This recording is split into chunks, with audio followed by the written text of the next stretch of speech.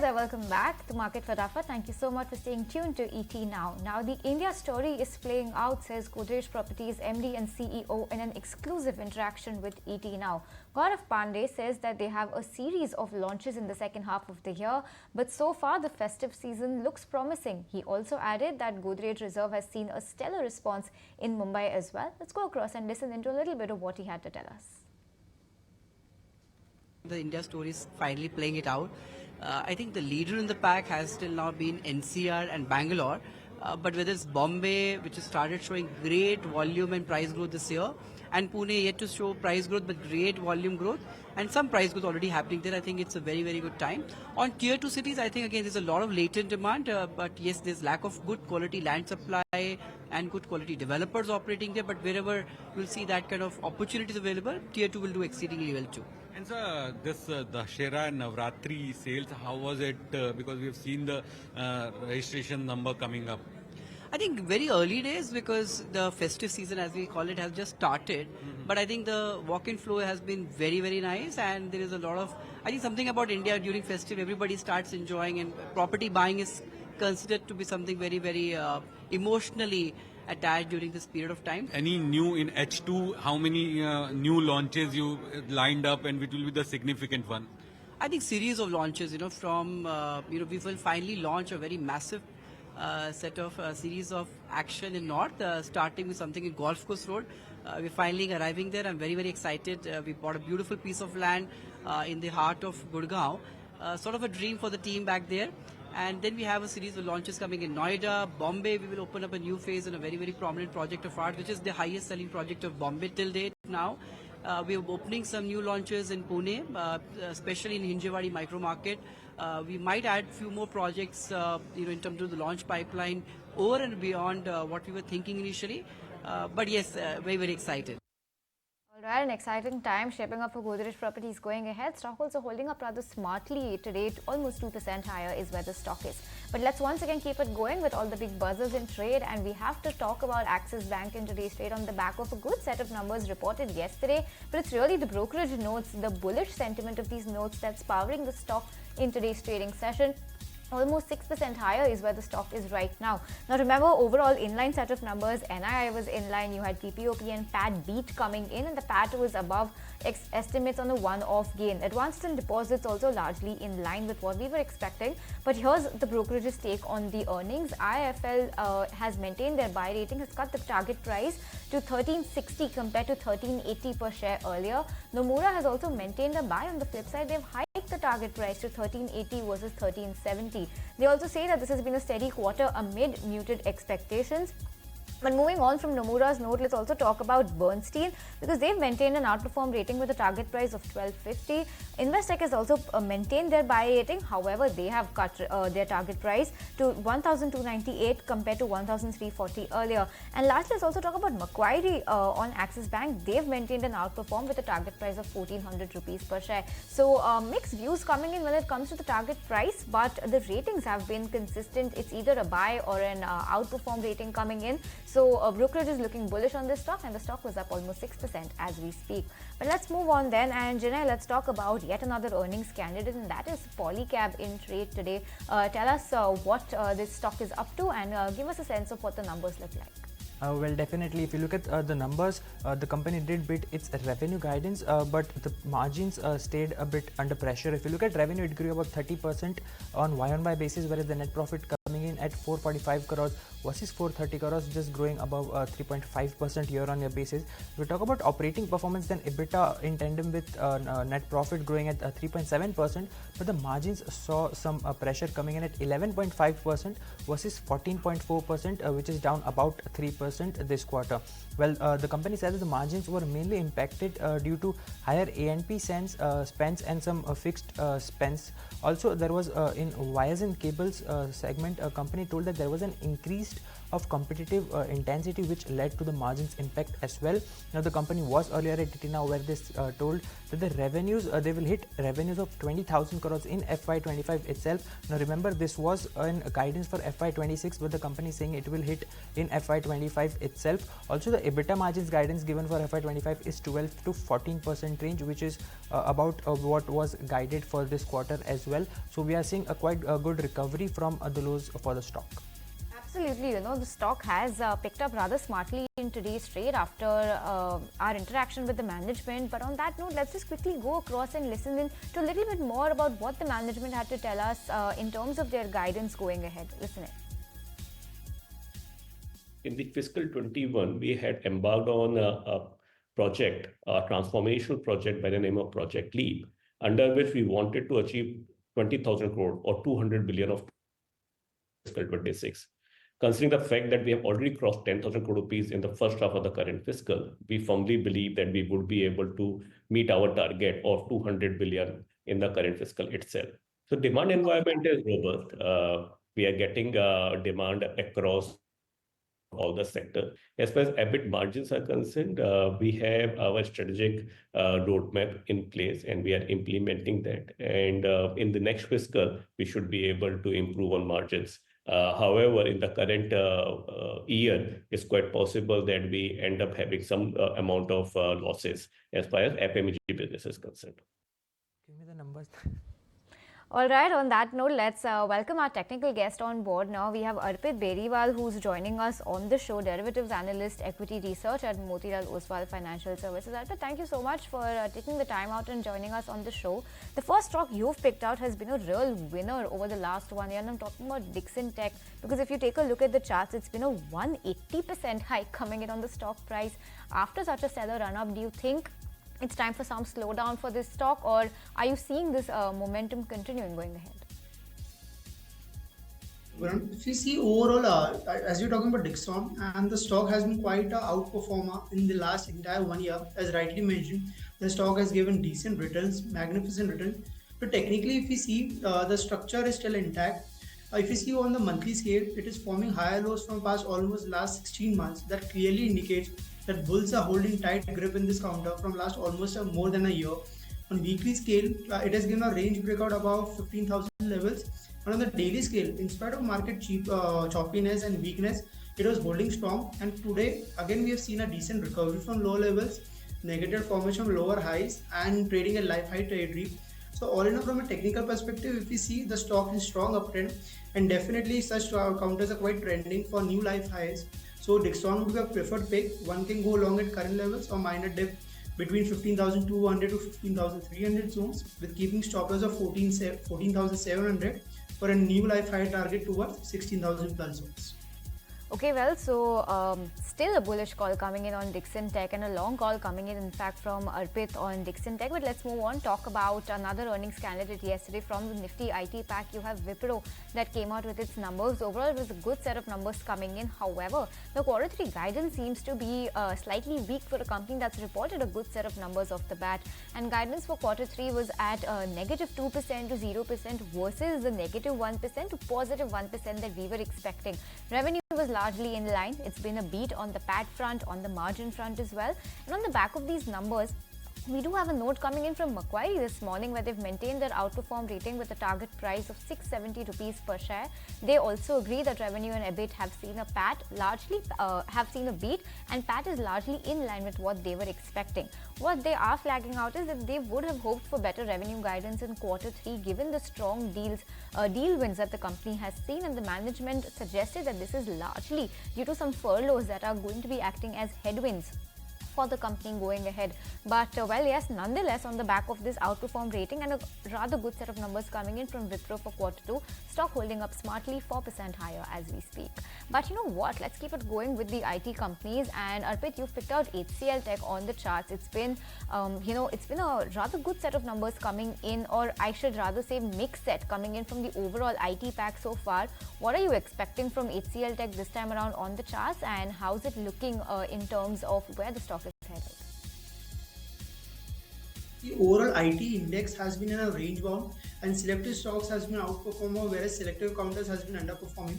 However, talking about HCL Tech as a structure, technically the stock is strong uptrend. The base of the stock have shifted higher from 1600 levels to 1800 plus zones. Technically, if you talk about, it has given a range breakout on weekly scale after almost 5 weeks and holding at life highs. That clearly indicates that there is quite resilience within the IT counter in HCL Tech. On daily scale, it has retested its breakout zone around 1820 levels and slowly gradually moving higher. So I think all in all, relative outperformance is likely to be seen in coming weeks also. So HCL Tech would be a preferred pick within the large IT pack given its strong technical setup. So one can go long at current levels with keeping a small stop loss of 1790 for an upside move towards 1920 and then 1950 zones. Levels that Arpit is spotting on HCL Tech, but let's also go across and listen into some the managements of the IT companies that have come out with their numbers. And the worst may be over for IT companies as all major players are seeing green shoots in the BFSI sector. Let's listen into what heavyweights like TCS, Infosys, Wipro and HCL Tech had to say after their second quarter earnings. Both North America and Europe, we see good, UK, we see good growth in banking. And capital markets has been weak. Insurance has grown, and regulations and risk and compliance has also grown in banking. Europe, it's more or less very similar trend. UK, again the capital markets has been a problem, but also good thing is banking is coming up, insurance is coming up. So, which we hope will sustain in the coming quarters. So we see financial services, the discretionary spend is looking stable, strong, especially as we highlighted in capital markets, cards and payments. We also shared that in automotive we see slowness in Europe. In the other verticals, the the discussions with clients are similar, so we don't see any change. At this point in time, based upon what we have seen in the last couple of quarters, BFSI, specifically in the US, we are seeing good momentum. And in quarter two itself, we have seen a growth coming in from BFSIs. The second part of it is some of these deals that we have won, some of the opportunities that we are getting are consulting-led, leveraging Capco.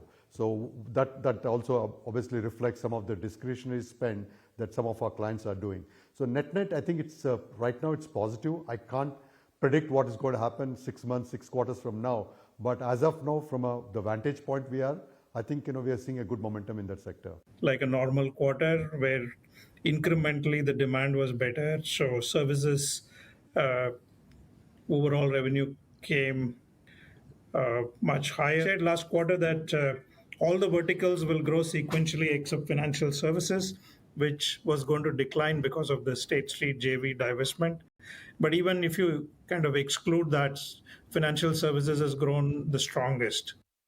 That's the word coming in from the management of the IT bellwethers. BFSI sector looking rather good for all of these companies. But on that note, we'll slip into a very short break. More stocks on the other side when we return.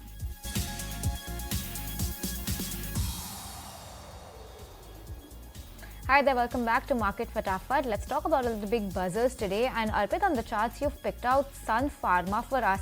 Now, this is a stock that we haven't spoken about very recently on the show. But, if I pull up the charts, last 6 months, the stock seems to have done rather decently for itself. Year to date, the stock is up more than 50%. Tell us, what's the outlook on the charts going ahead then? Overall pharma index has seen a decent rally and has been quite an outperformer. In last couple of weeks, it has remained sideways, but the bigger trend of the index is strong. And within that, if we see Sun Pharma has been the biggest heavyweight within the pharma pack and a very big outperformer. So if you look at them technically also, the stock is trading in life high territory. On monthly scale, the structure of higher highs, higher lows is intact. On weekly scale also, slowly, gradually, the base is shifting higher. It gave a range breakout above 1700 levels and now it's trading near 1900 levels.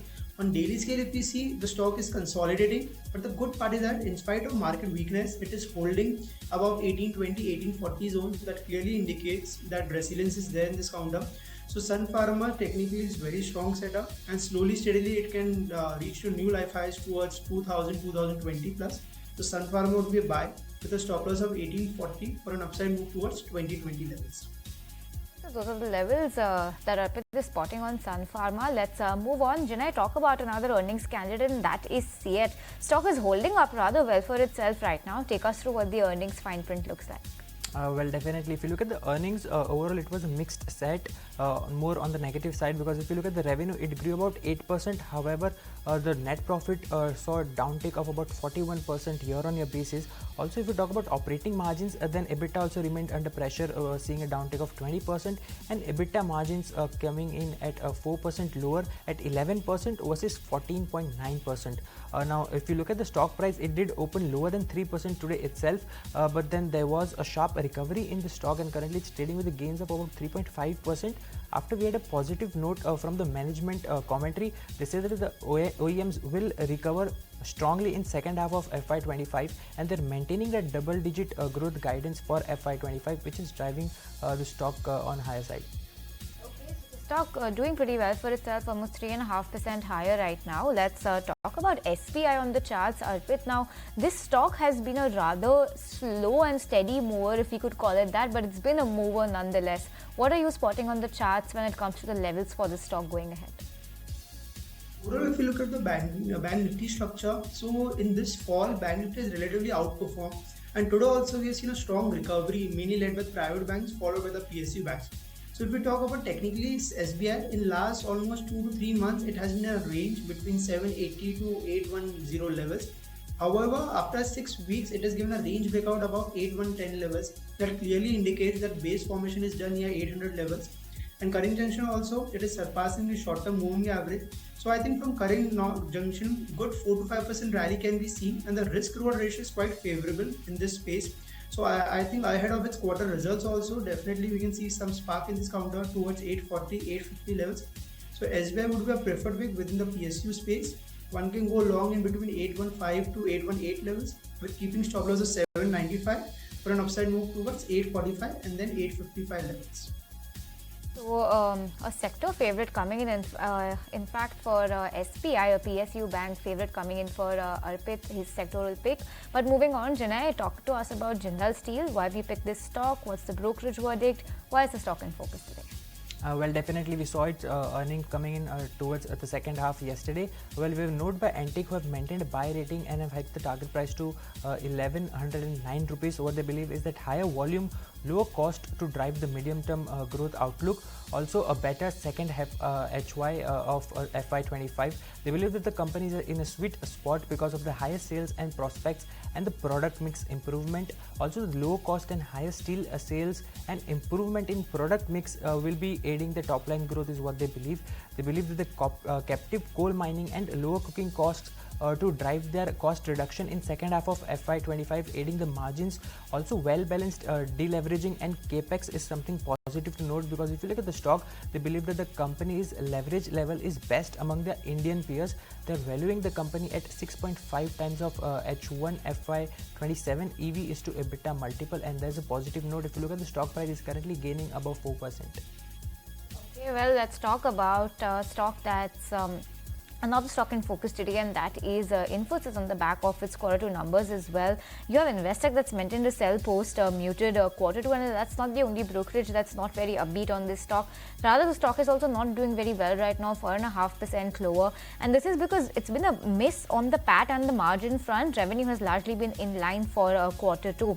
Their guidance also, they've guided for revenue growth of 3.75 to 4.5% in constant currency terms, compared to what we had expected at 4.5, so that's looking rather good.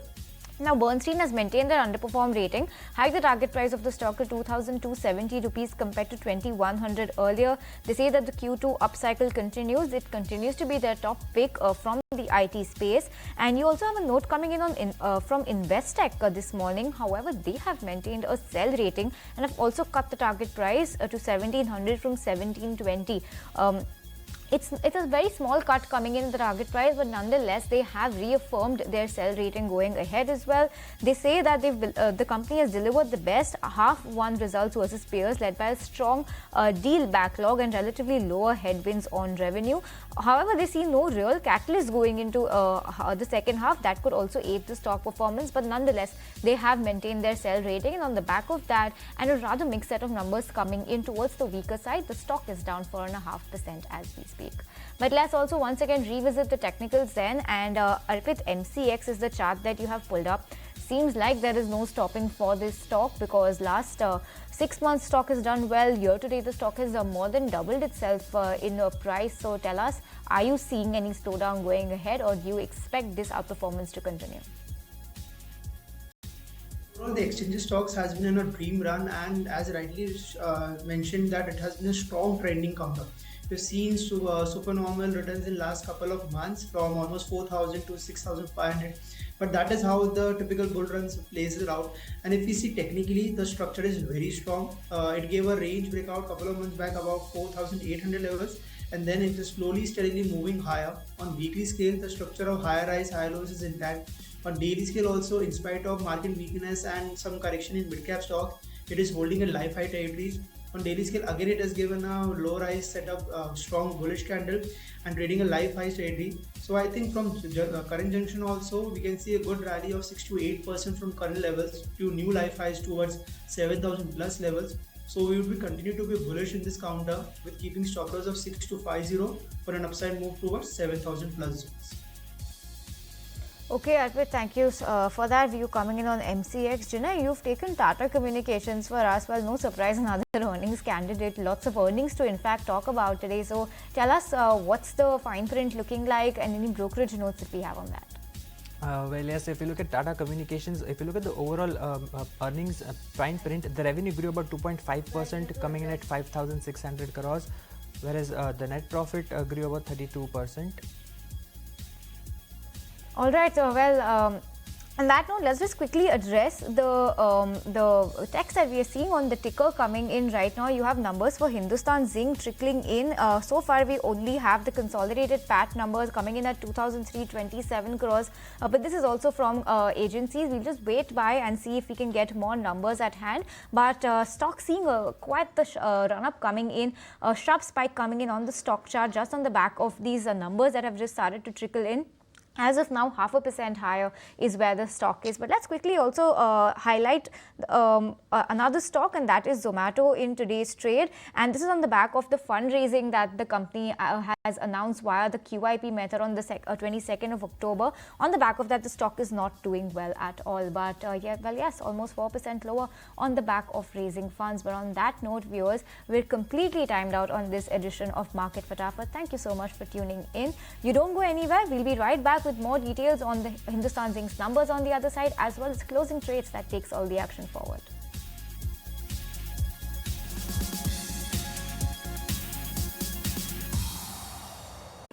If you like this video, then like, share and subscribe to ET Now.